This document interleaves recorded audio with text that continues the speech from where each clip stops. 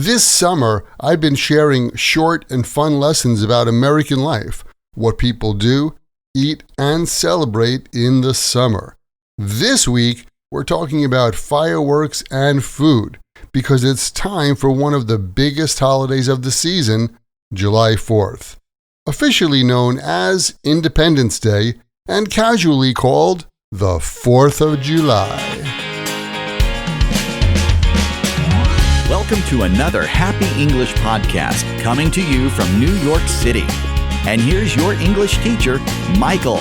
All right, thank you, John, and thanks, everyone. It's Michael here from Happy English, and I help people speak English better.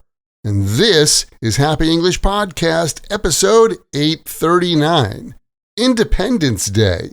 Hello and welcome. Thanks for joining me for another episode of the Happy English Podcast. I'm your English teacher, Michael, and I'm so glad you're here with me today to dive into the 4th of July. So, July 4th marks the day the U.S. declared independence from Britain way back in 1776. But for most Americans today, this holiday is more than just history. It's really about summer vibes, grilling in the backyard, hanging out with friends, and watching fireworks. People love to decorate their homes with flags, balloons, and banners, and some couples even wear matching red, white, and blue outfits. Some even go a little over the top, and well, they go all out. And when you go all out, it means you do something in a big, enthusiastic way, no holding back. Like Jack and his wife went all out for their 4th of July party, with a full buffet, live music, and games. I mean, if you're going to celebrate, why not go all out, right? With a party like that, they have everything you would expect, like she made hot dogs, hamburgers, cupcakes, 3 salads, the whole 9 yards. The whole 9 yards. This means everything you would possibly want or expect to have. Here's another example. Jack packed for the trip with camping gear, snacks, games, a guitar, and all that fishing gear. Yep, he had the whole 9 yards. Now, the real highlight of the 4th of July is fireworks. Cities and towns across the country host big fireworks displays, and some of them, like the one in New York City, can be seen on TV. And in some neighborhoods, people set off their own personal fireworks, which, by the way, may or may not be legal depending on where you live.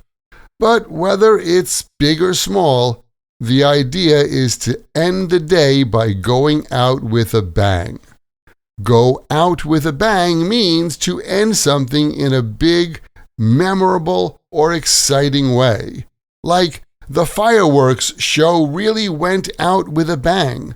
The last 5 minutes were non-stop explosions. Jenny's birthday party went out like a bang when they brought out a surprise cake and a live band. Going out with a bang. On Independence Day, it's the grand finale of the day, and people often cheer, clap, or record it on their phones. 4th of July celebrations always go out with a bang. They are loud, colorful, and definitely one of the most exciting nights of the summer.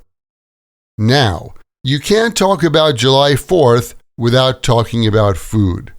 Cookouts, barbecues, and picnics are everywhere. The typical 4th of July menu includes the star of the show, hot dogs. Did you know that Americans eat about 150 million of them on this day? And many of those are consumed at the famous Nathan's Hot Dog Eating Contest. Next time you're on YouTube, look it up. Last year's winner, Patrick Bertolini, ate 58 hot dogs in 10 minutes. 58 hot dogs in 10 minutes. Crazy, right? But it's not only hot dogs. On 4th of July, Americans also pig out on hamburgers, potato salad, corn on the cob, sausages, and plenty of desserts and drinks. They pig out, which is a casual phrasal verb that means to eat a lot, usually in a fun way. Like, we totally pigged out on hot dogs and watermelon. Here's another example. After skipping lunch, I pigged out at dinner and had 2 burgers and some pie.